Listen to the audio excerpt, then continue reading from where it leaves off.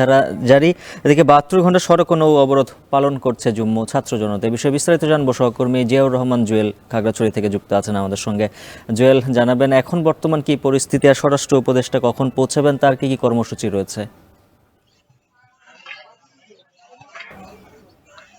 উজ্জ্বল, আপনি জানেন যে গতকাল রাঙামাটিতে একটি মিছিলে যাওয়ার পথে যে সংঘাত তৈরি হয়েছিল, সেখানে বনরূপা এবং আশেপাশে যে এলাকাগুলো সেই সংঘাত ছড়িয়ে পড়ে বেশ কিছু দোকানপাটে অগ্নিসংযোগের ঘটনা ঘটে, গাড়ি পোড়ানো হয়েছে এবং ভাঙচুর হয়েছে। সবচেয়ে বড় যে ব্যাপারটি হয়েছে সেটি হচ্ছে রাঙামাটির যে শহরে আঞ্চলিক পরিষদের যে প্রধান কার্যালয়, সেই আঞ্চলিক পরিষদে সেখানে অগ্নিসংযোগের ঘটনা ঘটছে। 9টি গাড়ি সেখানে পুড়িয়ে দেওয়া হয়েছে এবং কিছু জরুরি কাগজপত্র বলছেন সেখানে পুড়িয়ে দেওয়া হয়েছে অফিসে।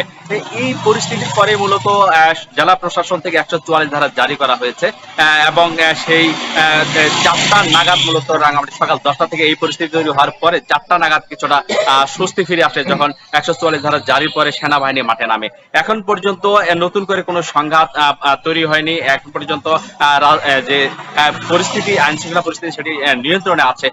প্রায় গুরুত্বপূর্ণ সব পয়েন্টগুলোতে সেনাবাহিনী, পুলিশ এবং অন্যান্য আইন শৃঙ্খলা বাহিনীর সদস্যরা নিয়োজিত আছেন। একটুখানি বলে রাখি, এই উদ্ভূত পরিস্থিতিতে খাগড়াছড়ির ঘটনাকে কেন্দ্র করে যে পরিস্থিতি তৈরি হয়েছে 3 পার্বত্য জেলায়, আসলে খাগড়াছড়ি এবং রাঙামাটিতে আজকে সরকারের উচ্চ পর্যায়ের, বিশেষ করে স্বরাষ্ট্র উপদেষ্টা নেতৃত্বে পার্বত্য উপদেষ্টা এবং অন্যান্য যারা একটি সরকারের উচ্চ পর্যায়ের প্রতিনিধি দল আজকে রাঙামাটিতে সকাল 11টা হেলিকপ্টার যোগে নামবেন এবং জেলা প্রশাসনের এখানে বিভিন্ন রাজনৈতিক দলের যে নেতৃবৃন্দ আছেন তাদের সঙ্গে বৈঠক করবেন, আইন শৃঙ্খলা বিশেষ মতবিনিময় সভা করবেন। এরপরে আসলে নতুন করে জানা যাবে যে এখানকার পরিস্থিতি কতটা নিয়ন্ত্রণে আসে বা কতটা উন্নতি হয়।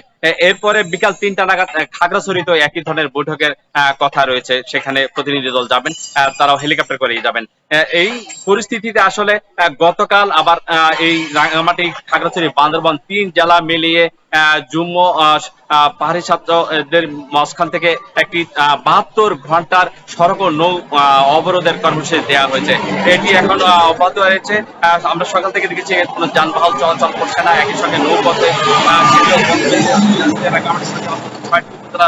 সরাসরি নৌ যোগাযোগ হচ্ছে, সেটিও বন্ধ রয়েছে। আমরা কোনো যানবাহন চলাচল করতে দেখিনি।